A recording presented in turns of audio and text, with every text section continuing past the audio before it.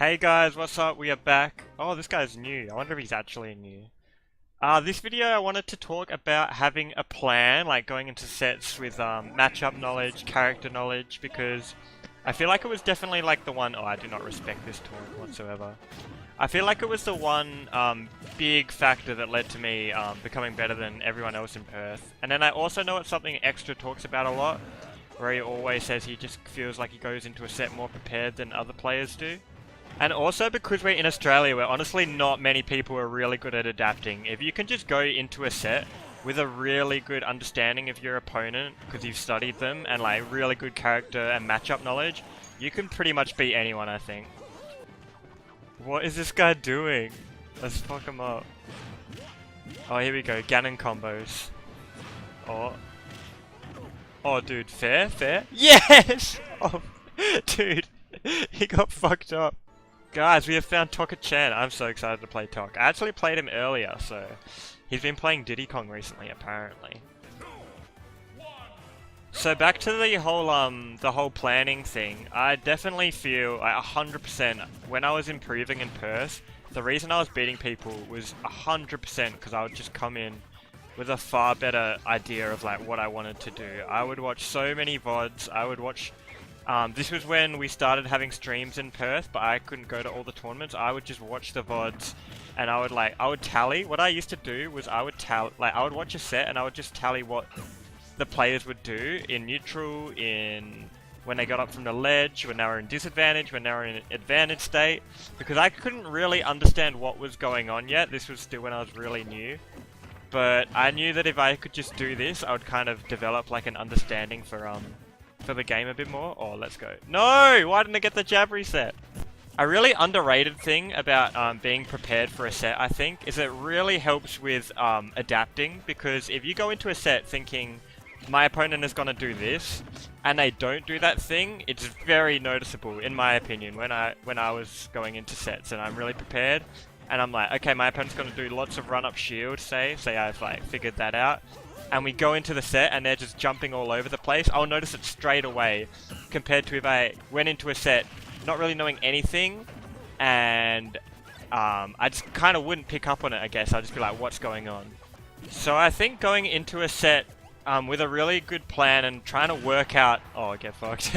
Trying to work out opponents really early on, say if you're new to the game, honestly helps with you understanding the game more and picking up on stuff, because you'll spend so much effort trying to work out things in a VOD that you never noticed before when you're usually playing. And then when you actually work them out, you'll discover you start noticing things like people choosing the same disadvantage state every time. You'll start noticing that stuff in a set while you're playing, because it's kind of easier now that you've worked it out of the set. So I'm going to give the example of how I'd prepare for a set. Let's say I'm going into a set versus CMK who plays Sheik. So I would go and I would watch like Anti versus Void. Obviously a set where Anti wins, preferably, because Anti is like really good against Sheik. And I would just try and write down as much stuff as I could. Things I noticed, like it would be a lot of like run up, short hop, back airing, and neutral to catch Sheik jumping a lot. Just as much as I could. That Anti was just doing in neutral and advantage state. And then I would go back and I would watch my own set versus CMK. And I'd you'd really notice the difference, honestly. I mean, if you watch a top player set and then you go back and you watch yourself, it's like, oh my god, what am I doing? And so then you can write down the differences from the top player VOD and your own VOD as things you need to work on, or things that you should go into the new set doing. But say when you're watching your own VOD, there's something you don't know how to deal with. Like, when I'm at disadvantage, I'm just getting messed up. I don't know what to do in this matchup. Or I don't know how to combo in this matchup. Then you can go back and watch the top player VOD and then look at that specific area. So there's a lot of going back and forth, trying to work out... Oh, can we get the snipe? Oh, yes! Put me in phase. Alright, let's try Luigi. I used to have to counterpick Future Cuz Diddy Kong with Luigi because I could not beat it with my NES. So that's really important, the whole going back and forth thing. Like comparing your set with the top player set, with your set with the top player set, and just noticing differences and writing them down as things that you need to be doing that you haven't been doing. And not just neutral as well. Look at advantage state, look at disadvantage state. And then there also comes the second part, so that's figuring out the matchup. But then it comes down to figuring out the player themselves that you're trying to beat. Because every player plays a bit differently. This game is very free-flowing. You can do a lot of what you want. And so that is just going to be completely you watching your set with the player. If you don't have a set to watch with the player, if you don't have a VOD to watch, then just any VOD of that player will still help. And if you don't have that, that's why saving replays is really good. I used to save replays all the time. So that, or just, honestly, if you can remember stuff from a set, just write it down immediately, and then you can work on how to beat it later. And this, once again, is where you want to do a lot of writing down, like, it's so much easier just to write stuff down, because then it's there forever, you know? And so, it's really hard, because if you didn't notice it while you were playing, how are you just going to randomly notice a habit now, you know? So you got to really pay attention, slow down the VOD, you might have to replay stuff over and over until you get it, like, how do they keep getting off the ledge? How do they keep getting out of disadvantage? Let me go back and look at it, because I didn't see. And then as soon as you notice it, then just put it in your phone, you know? It's such a waste of, like, memory.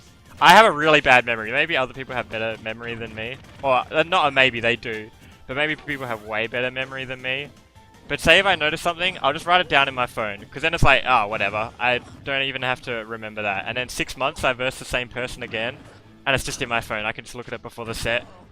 And be like, oh, I should have done this in my last set. So let's just do it now. Hey, there we go. If I could find them at the end of this video, I'll try and just put like straight up examples of notes that I've taken, because I think that'll also help a lot. But yeah, if you're trying to improve a lot and get really good, then just being so prepared for a set is really, I don't know if underrated or if just people like don't think about it or like can't be bothered doing it. But being prepared is so good, because if you think about it, there's not much tech skill in this game. Oh, that was so close. I thought I got the snipe.